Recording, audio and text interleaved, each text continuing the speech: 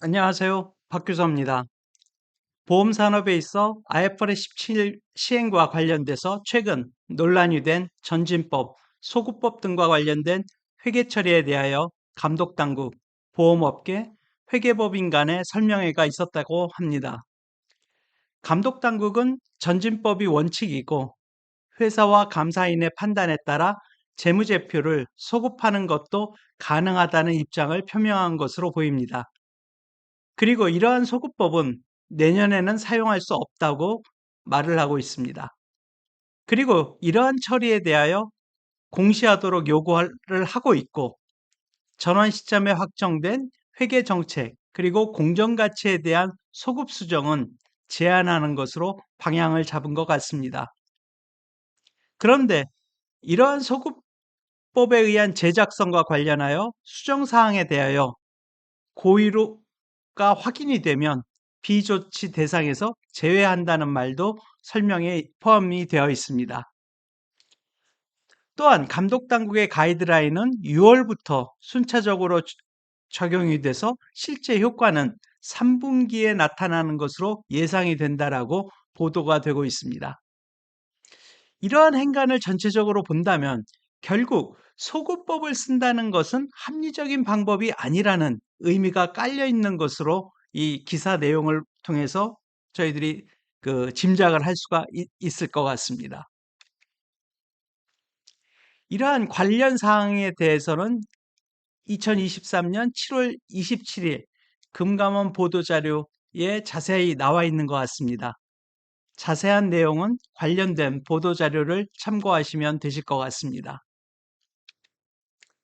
저는 지난번 동영상에서 기준서 1008호 그리고 회계정책, 회계추정치의 변경, 오류에 대한 기준서를 여러분들과 같이 공유하면서 기본적으로 회계정책의 변경은 소구법에 의해서 처리하고 회계추정의 변경이라고 하면 전진법에 따라서 처리를 해야 된다라고 말씀을 드린 적이 있습니다. 그리고 해당 사항이 전기 오류 수정인 경우에는 이를 소급법으로 처리하도록 되어 있습니다. 즉, 기준서에 따라서 처리하는 경우에는 해당 사항이 어떤 것인지, 어떤 항목에 해당하는지를 먼저 정의를 하고 그에 따라 해당하는 전진법이나 소급법을 사용하는 게 맞다라고 생각을 합니다.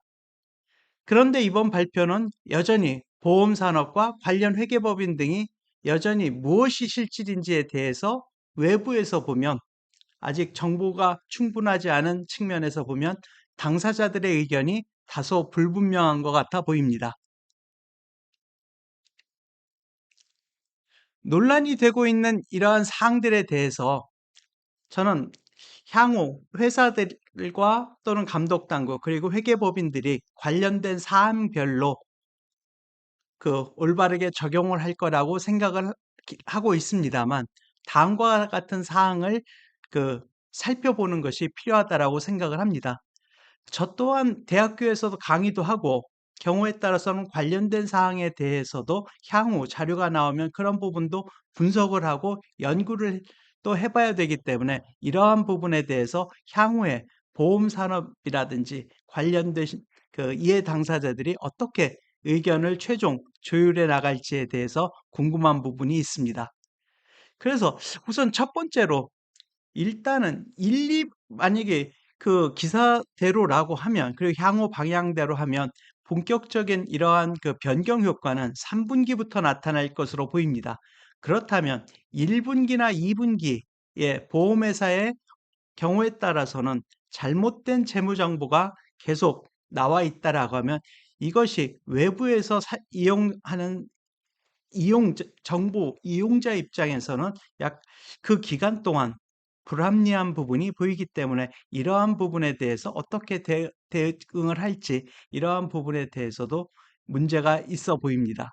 그리고 두 번째는 해당 사항이 전진법을 적용해야 하는 것이 원칙인데 왜 소급법을 써야 되는지 그러한 부분에 대해서 재무회계상 논리가 명확하게 이해되지 않는 않는 부분이 있을 수도 있을 것 같습니다. 이러한 부분에 대해서도 고려가 필요할 것 같습니다.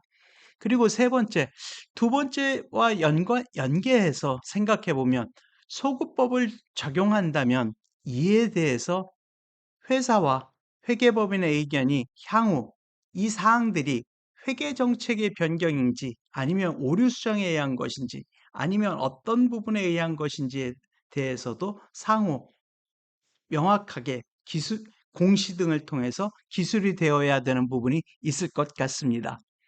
그리고 네 번째로 재무회계와 감독회계의 기준이 만일 상이하다라고 하면 IFRS 17과 감독회계는 별도로 가야 되는 게 아닌지 이러한 부분에 대해서도 물론 예전에도 그 보험회계 일원하냐 이원하냐의 문제에 대해서도 논의가 심심치 않게 된 적이 있습니다만 결국 이번 경우에 있어서도 경우에 따라서는 감독회계와 재무회계가 서로 다를 경우에 어떻게 처리를 할 건지 이러한 부분에 대해서도 향후 업계나 회계법인들이 어떻게 최종적으로 의견을 조율할지에 대해서도 향후 관심의 대상이 될 것 같습니다.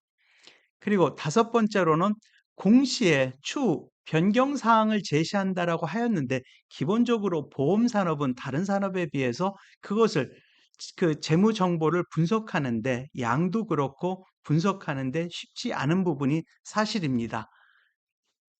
그래서 이와 연관돼서 보험 산업도 물론 그 다른 분야들도 그 XBRL 부분의 주석 공시 부분이 내년 정도부터 시작이 됩니다만 보험 산업도 사실은 이런 XBRL 등을 통해서 관련된 주석에 대한 정보도 외부 그 정보 이용자에게 편리하게 이용을 할 수 있도록 제공하는 것을 하루라도 빨리 해 주시는 게 저는 필요하다라고 생각을 합니다.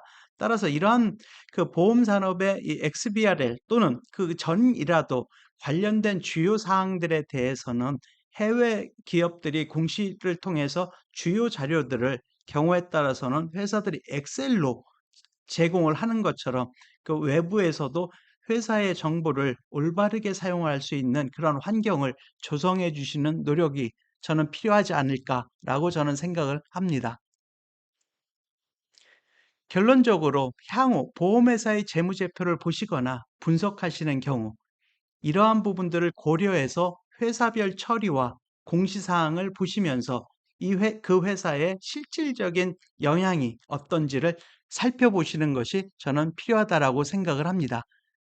그리고 IFRS 17이나 KICS가 들어왔다고 해도 여전히 경과 조치라든지 그리고 할인율 등의 문제점 등으로 인해서 지금 현재 나오고 있는 보험회사의 재무 정보가 과연 실질에 부합하는 정보인지에 대해서는 여전히 의문을 가지고 있는 사람들이 많을 거라고 생각을 합니다.